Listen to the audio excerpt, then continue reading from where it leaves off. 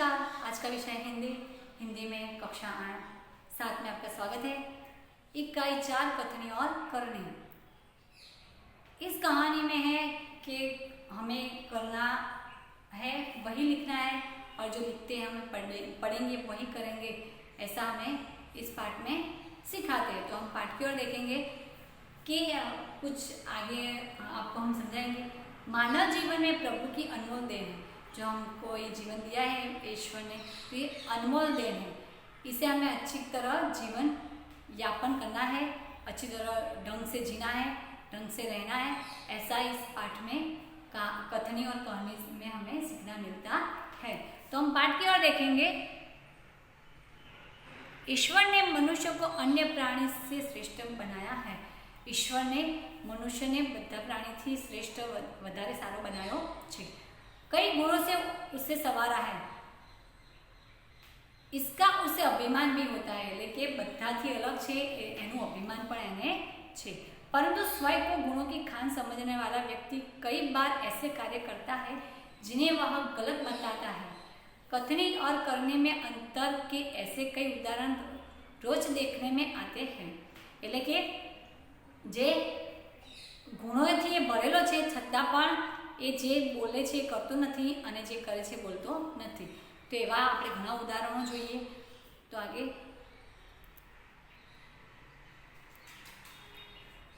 बस्ती के बीच सरकार के पार्क बनाने की जगह छोड़ रखी थी। बरसात के मौसम में मोहल्ले के एक सज्जन को उससे फूल के पौधे लगाने की सूझी। જે વસ્તી હતી એને વચ્ચે થોડી જગ્યા સરકારે છોડી હતી બગીચો બનાવવા માટે। તો વરસાદની સિઝન હતી તો એક માણસને વિચાર આવ્યો કે હું આમાં કંઈક વાવું। बात अच्छी थी, वे कहीं से पौधे लाए। એનો આ વિચાર સારા હતા અને ક્યાંથી એ છોડ લઈને આવે। કતાર से उन्हें रोपा, देखभाल भी की। एक લાઈનમાં એમને રોપ્યા અને એની देखभाल પણ કીધી। पौधे बड़े हो गए, એટલે કે જે વૃક્ષ છોડવાયા હતા એ મોટા પણ થઈ ગયા। कुछ दिनों बाद फूल खिलने लगे, पार्क अच्छा लगने लगा। એટલે કે થોડા દિવસ પછી એની ઉપર ફૂલો આવે એટલે કે એનાથી બગીચો સરસ લાગવા માંડ્યો અને એને બગીચો સારો લાગે ફૂલ ખીલે એટલે। मोहल्ले के लोग सुबह शाम पार्क में टहलने लगे। એટલે કે એ બધુંના કારણે જે મહોલ્લાના લોકો હતા એ સવારે સાંજે એમાં ચાલવા જતા હતા। फूल सबको अच्छे लगते हैं। पार्क में लोगों की आने जाने की उन्हें यह लगा कि लोग इन फूलों को तोड़कर ले जाएंगे।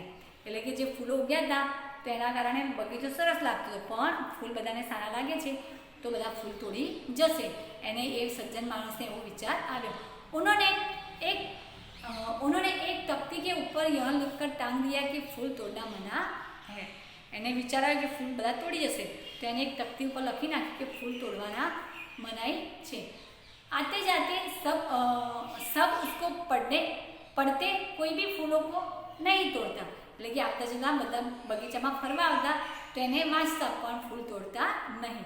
पर मजे की बात तब सामने आई जब लोगों ने तख्ती लगाने वाले सज्जन को बड़े सवेरे जल्दी जल्दी फूल तोड़ते देखाए। ત્યારે મજાની વાત એ હતી કે જેને તખ્તી મારી હતી ફૂલ તોડવાની મનાઈ છે એ જ સવાર વહેલા ફૂલ તોડી જતો હતો। वो अपनी शर्म मिटाने के लिए बोले, पूजा के लिए तोड़ रहा हूँ। એ ફૂલ તોડવા આવ્યો તો બધા જોઈ ગયા તો એને નિયમ બનાવ્યો તો એને તોડ્યો તો એ શું કહે છે કે હું પૂજા માટે ફૂલ લઈ જાઉં છું। ऐसे ही दूसरी कथनी और करनी है तो हम आगे पढ़ेंगे कि बसों में लिखा होता है कि धूम्रपान करना निषेध है। एक बार यात्री करते हुए देखा कि एक यात्री ने बीड़ी जलाई और पीने लगा। એટલે કે બસોમાં પણ આવી કથની और કરણી લખેલી હોય છે કે ધૂમ્રપાન કરવું નહીં। ત્યારે એક યાત્રીએ એમને બીડી સળગાવી। उसे देखकर कंडक्टर ने कहा, એને देखीने कंडक्टर बोलो, भाई साहब बस में बीड़ी सिगारेट पीना मना है। એ યાત્રીને કહ્યું કે ભાઈ ત્યાં ગાડી બસમાં બીડી કે સિગરેટ પીવી જોઈએ નહીં। उसने जलती बीड़ी खिड़की से बाहर फेंकवा दी। એને એવું કહીને જે બીડી સળગતી હતી એને બારીની બહાર ફેંકી દીધી। थोड़ी देर बाद कंडक्टर ड्राइवर के केबिन में जाकर बैठा, सिगरेट जलाए और दोनों पीने लगे। આ વાત કહી અને થોડી વાર જ કંડક્ટર અને ડ્રાઈવર એના કેબિનમાં જઈને બેસે છે અને બંને જણાએ બીડી એટલે કે સિગરેટ पीवाનું ચાલુ કર્યું। एक दूसरे यात्री ने यह देखा तो लिखे हुए वाक्य की तरफ इशारा करते हुए कंडक्टर से कहने लगा। आ બધું જે અંદર બસમાં બેઠેલા યાત્રીઓ હતા એમને જોયું અને એકબીજા સામે જોયું અને કંડક્ટરને કહે છે કે જે લખેલું હતું તે એના ઉપર ધ્યાન દોરવાનું કહે છે। ભાઈ સાહેબ બસ में सिगरेट पीना मना है અને દેખાડી અને બોલે છે કે ભાઈ અહીં ગાડી બીડી કે સિગરેટ પીવી જોઈએ નહીં। इस पर कंडक्टर शीघ्र बोल उठा, वह वाक्य आपके लिए न कि हमारे लिए। ત્યારે કંડક્ટર તરત જ બોલ્યો કે આ વાક્ય જે લખ્યું છે ધૂમ્રપાન વર્જિત એ તમારા માટે છે, મારા માટે નથી કે અમારા માટે નથી। એટલે કે નિયમો બનાવે છે અને કરે છે કંઈક અલગ। एक व्यक्ति दुकान पर गया, स्कूटर दुकान के सामने खड़ा कर ही रहा था कि दुकानदार बोला, आप अपना स्कूटर वहाँ सामने वहाँ रखने के स्थान पर खड़ा करके आओ। एक व्यक्ति दुकान पर आवे છે ત્યારે એની દુકાન આગળ સ્કૂટર પાર્ક કરે છે ત્યારે દુકાનદાર બોલે છે કે ભાઈ આ વાહન પાર્ક કરવાનું અહીં નહીં પણ જ્યાં સામે વાહન પાર્ક કર્યું છે ત્યાં તમે પાર્ક કરીને આવો। सज्जन ने कहा, मुझे ज़्यादा तक समय तक थोड़ी ही रुकना है, मैं तो सामान लेकर अभी चला जाऊँगा। ત્યારે એ સજ્જન માણસ કહે છે કે મારે ક્યાં વધારે રોકાવું છે, હું તો થોડો સામાન લઈને તરત નીકળી જાઉં છું। दुकानदार बोला, पर दुकान के सामने बीच सड़क पर स्कूटर खड़ा रखना कोई ठीक बात नहीं। એટલે કે દુકાનદાર તેને તરત જ કહીશ કે આપના વચ્ચે રસ્તા ઉપર અને દુકાનની સામે આવી રીતના તમે સ્કૂટર પાર્ક કરો એ સારી બાબત નહીં। सज्जन ने स्कूटर वाहन खड़ा करने के स्थान पर जाकर खड़ा किया और वापस आकर सामान खरीदने लगे। એ માણસે જ્યાં વાહન પાર્ક કરવાનું હતું ત્યાં પાર્ક કરી આવે છે અને એનો સામાન ખરીદે છે। इतने में स्कूटर लेकर दुकान पर एक लड़का आया। स्कूटर दुकान के सामने खड़ा करके वह दुकान के अंदर चला गया। એટલી જ વારમાં એક દુકાન આગળ એક છોકરો આવે છે અને ત્યાં વચ્ચે જ પાર્ક કરી અને દુકાનમાં જતો રહે છે। इस पर उस सज्जन ने दुकानदार से कहा, आपने इसे मना नहीं किया। ત્યારે એ માણસ બોલે છે દુકાનદારને કે તમે આને ના પાડી કે એ સ્કૂટર ઊભું નહીં રાખવાનું। વહ બોલા, એ મેરા બેટા હૈ। એ શું કહે છે, આ મારો છોકરો છે, એટલે કે એના માટે નિયમ નથી। कुछ लोग ऐसे भी होते हैं जो आदर्श की बातें करते हैं लेकिन जब उन्हें अपनाना पड़े तो वो आदर्श भूल जाते हैं। એટલે કે ઘણા લોકો એવું છે કે સારી સારી વાતો કરે, આદર્શો નિયમ બનાવે પણ નિયમો એ લોકો જ તોડતા હોય છે, એમના માટે નિયમ નહીં। एक दिन एक सज्जन ने घर के उनको मित्र मिलने आया। एक दिवस एक मानस एना मित्र एने મળવા આવે છે। दोनों मित्र बातचीत में मग्न थे कि किसी ने दरवाजा खटखटाया। ત્યારે બંને મિત્રો વાતો કરે છે ત્યારે થોડી વારમાં કોઈ એમનો દરવાજો ખખડાવે છે। उन्होंने खिड़की के जाकर देखा, बाहर मकान मालिक खड़ा था। जो બે મિત્ર વાતો કરી રહ્યા હતા તો એને બહાર જઈને જોયું તો એ જે ઘર માલિક બહાર ઊભો હતો, जो पिछले 4 महीने के किराया मांगने बार बार आ रहा था। जो ये 4 महीनाનો ભાડું લેવા વારંવાર આવતો હતો। उन्हें अपने बच्चों को समझाकर बाहर भेजा। એને એના છોકરાને સમજાવીને બહાર મોકલો। जब बच्चा बाहर गया तो मकान मालिक ने उससे कहा कि तुम्हारे पिताजी से कहो कि मैं मकान का किराया लेने आया हूँ। जब ये छोकरो बहार जाए છે ત્યારે મકાન માલિક એને કહે છે કે તારા પપ્પાને કહે કે હું ભાડું લેવા આવ્યો છું। बच्चे ने तपाक के जवाब दिया। જે છોકરો હતો એને તરત જ જવાબ આપ્યો। पिताजी ने कहा है कि घर पर नहीं है। એટલે કે મારા પપ્પાએ કહ્યું છે હું ઘરમાં નથી। बच्चे की बात सुनकर मकान मालिक हंसने लगा। घर में बैठे मित्र के चेहरे पर भी मुस्कान आ गई, जिसे देखकर वो सज्जन पानी हो गया। છોકરાની વાત સાંભળીને મકાન માલિક પણ થોડો હસ્યો, એનો મિત્ર પણ હસવું આવ્યું। આ જોઈને જે હતો માણસ એને શરમ આવી ગઈ કે મેં આવું કહ્યું। एक सज्जन ने अपने पोते को यह सिखाया कि हमें कभी किसी काम को गलत ढंग से नहीं करना चाहिए, सदा अपने बारी की प्रतीक्षा करनी चाहिए। इसमें भी कथनी और करनी छुपाई है कि एक माणस एना पौत्रने समझावे छे कि आपणे कोई पण काम गलत ना करવું જોઈએ, ढंग से કરવું જોઈએ અને જો લાઈનમાં હોય તો લાઈન આપણો નંબર આવવા માટે આપણે રાહ જોવી જોઈએ। एक दिन की बात है, जल बिजली के बिल जमा कराने गए। साथ में उनका 8 वर्षीय पोता भी था। એક દિવસની વાત છે જ્યારે પાણી અને વીજળીનું બિલ ભરવા જાય છે ત્યારે એના છોકરાને 8 વર્ષનો છોકરો છે એને સાથે લઈ જાય છે. बिल जमा कराने वाले की लंबी कतार देखकर वो कोई उपाय सोचने लगा. એટલે કે જે બિલ ભરવા જાય છે ત્યારે લાંબી લાઈન જોઈને એને વિચાર આવ્યો કે હવે હું શું કરું. उन्होंने खड़े हुए लोगों को ध्यान से देखा. જે લાઈનમાં બધા ઊભા હતા એમને પણ એક ધ્યાનથી જોયા. आगे एक परिचित व्यक्ति खड़ा दिखाई दिया. એની આગળ એક એમને જે ઓળખીતા માણસ હતો એને દેખાય એટલે કે દેખાયો. તે तुरंत उसके पास गया और बोला बेटा ये बिल तुम घर पर ही भूल आए. એની જોડે જઈને એને કહે છે કે લે બિલ ભરવા તો આવ્યો છે પણ એ બિલ ઘરે જ ભૂલી ગયો છે, જો उसको भी जमा करा दो. કે લે આ બિલ પણ એને પણ તું જમા करा दे. यह व्यक्ति कुछ बोले उसके पहले ही बिल व राशि उसके हाथ में थमा दी और एक तरफ जाकर खड़ा हो गए. એ માણસ કંઈ બોલે કે ના હું આમ નથી એની પહેલાં જ એને બિલ અને પૈસા આપી દે છે અને સાઈડમાં જઈને ઊભો રહે છે. पोता बार बार कहने लगा दादाजी लाइन में लगिए ना. उसकी बात सुनकर लोग हंसने लगे. જે એના છોકરાને શીખવાડ્યું છે કે આપણે કોઈ પણ જગ્યાએ જઈએ તો પ્રતીક્ષા કરવી જોઈએ, તો એનો નાનો છોકરો સમજાવે છે કે દાદા આપણે લાઈનમાં ઊભા રહીએ. તો આ સાંભળીને આજુબાજુના માણસો હસવા લાગે છે. कई लोग ऐसे होते हैं जो आदर्श की बात करते हैं पर उन्हें अपनाते नहीं. इस प्रकार का आचरण अच्छा नहीं होता. એટલે કે બધા એવા હોય છે, ઘણા લોકો એવા હોય છે કે આદર્શની વાતો કરે, નિયમો બનાવે, પણ એ નિયમો એમના માટે નથી, બીજાના માટે છે એવું સાબિત કરે છે. આ सारी बात नहीं. ऐसा आचरण करने वालों को कभी सम्मान नहीं मिलता, वो हंसी के पात्र बनते हैं. इसलिए हमें कथनी और करने की में सदैव समानता रखनी चाहिए. એટલે કે જે આવું કરતા હોય એમને કદી સન્માન મળતું નથી, એ હસવાના પાત્ર બને છે. અને એટલે જ કહ્યું કે કથની ઓર કરને એટલે કે જે આપણે કહીએ છીએ એ જ કરવું જોઈએ, જે આપણે લખીએ છીએ એવું જ એના નિયમો પાડવા જોઈએ. તો આ પાઠમાં એ શીખવાડે છે. જો કથની કરને એક સમાન જગ में मिलता तब सम्मान. એટલે એમ કહે છે કે જે કહે છે એ જ કરે છે અને જે લખેલું હોય છે એ જ કરે છે તો એમને જગતમાં એટલે કે આ દુનિયામાં એમને સન્માન મળે છે. એક આવી પણ કહેવત છે કે હાથીના દાંત ચાવવાના અલગ અને બતાવવાના અલગ હોય છે.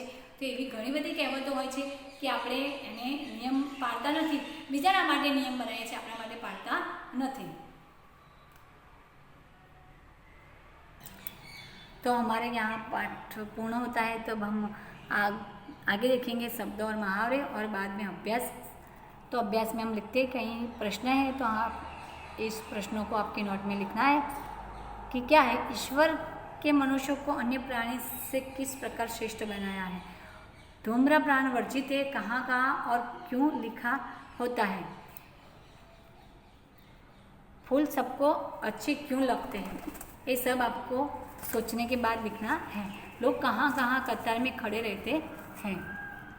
दूसरा है विराम चिन्ह और उनके नाम जोड़कर लिखिए. तो हम आपको दिखाएंगे कि पहला चिन्ह है वो प्रश्नार्थ चिन्ह है. ये प्रश्नार्थ चिन्ह पहला है. दूसरा है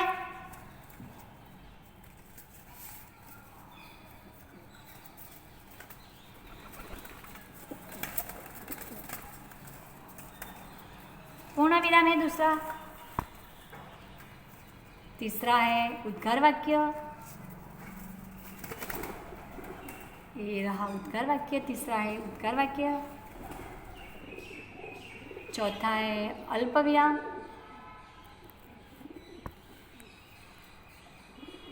ये अल्प विराम चौथा है. और पांचवा अवतरण चिन्ह.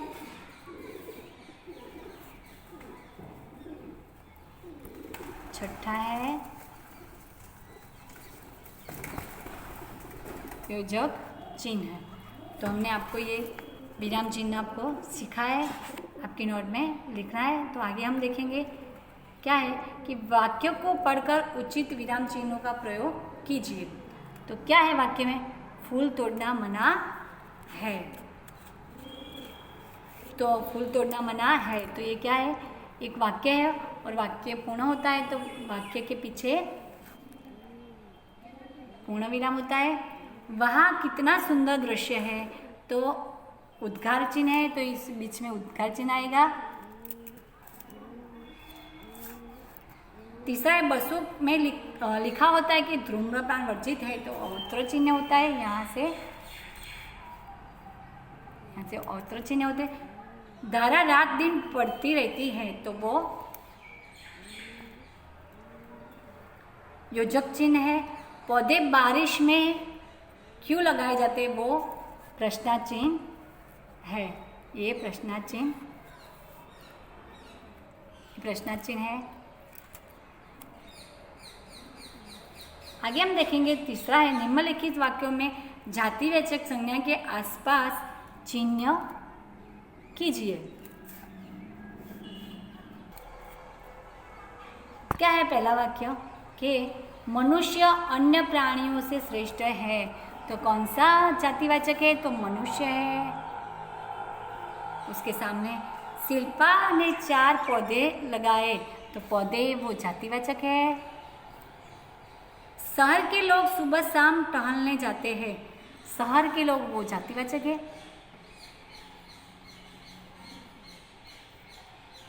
फूल सबको अच्छे लगते हैं, फूल वो जातिवाचक है। तो हमने आपको संज्ञा सिखाई है।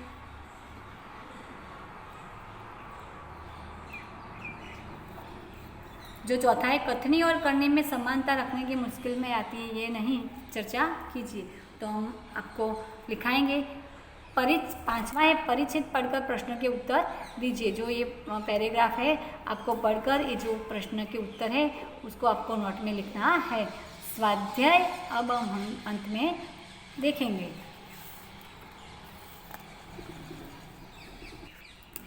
तो अब आगे देखेंगे कि स्वाध्याय में तीसरा है कि कोष्टक के दिए गए शब्दों को उचित क्रम में रखकर वाक्य लिखिए। आपको एक वाक्य लिखा है कि फूल तोड़ना मना है। तो दूसरा वाक्य हम बनाएंगे आपको कि दूसरा वाक्य हम बनाएंगे कि मैं हर रोज़ खेलने जाता हूँ। दूसरा वाक्य मैं हर रोज़ खेलने जाता हूँ। तीसरा है सबको कथनी करने में समानता रखनी चाहिए। जो वाक्य बनता है उसके ऊपर राउंड करना है। तीसरा है वे कहीं से अच्छे पौधे लाए। ऐसा हम वाक्य बनाएंगे। हम आगे देखेंगे भाषा सज्जता में पढ़कर समझिए। जो ये पैराग्राफ है उसमें कहावत छुपी है तो कहावत हमने ये नीचे लिखी है कि पहली कहावत हमने रामजी भाई ने भैंस खरीदकर दूध को घी बेचा और उसके गोबर की खाद में खेतों की उपज भी बढ़ाई। यह तो आम के और गुंटलिया के दाम वाली बात हुई। तो एक कहावत का मतलब है कि दोहरा लाभ होना। ये कहावत है तो ऐसे कहावत कहीं से भी मिलती है। तो नीचे लिखेंगे कि निम्नलिखित वाक्यों के पढ़कर रेखा के शब्दों के ध्यान से देखिए। जो ये सब अहिंसा, चढ़ाई, विनम्रता, शांति, दया, प्रेम, क्षमा, ये सही शब्द गुण, दोष, भाव, दशा आदि का बोध कराती है। मतलब जो हमने संज्ञा आगे पढ़ी है उसका ये उल्लेख कराती है। ये जो गुण, दोष, भाव है वो भाववाचक संज्ञा कहते हैं, उसमें भाव छुपा है।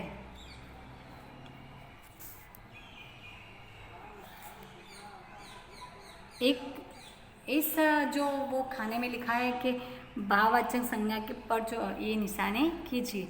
तो पहला शब्द है सच्चाई, वो भाववाचक है। दूसरा है ऊंचाई, वो भाववाचक है। तीसरा है बचपन, वो भाववाचक है। लंबाई भी भाववाचक है। अमीरी वो और बुढ़ापा भी वो भाववाचक है। अमीरी वो भाववाचक है। ये सब भाववाचक संज्ञा है। अब आगे देखेंगे कि निम्नलिखित वाक्यों के पढ़िए लेखा के शब्दों को ध्यान दीजिए। ये कौन से हैं? तो रेलवे स्टेशन पर लोगों की भीड़ रहती है। भीड़, टोली, सभा वो समूहवाचक संज्ञा है।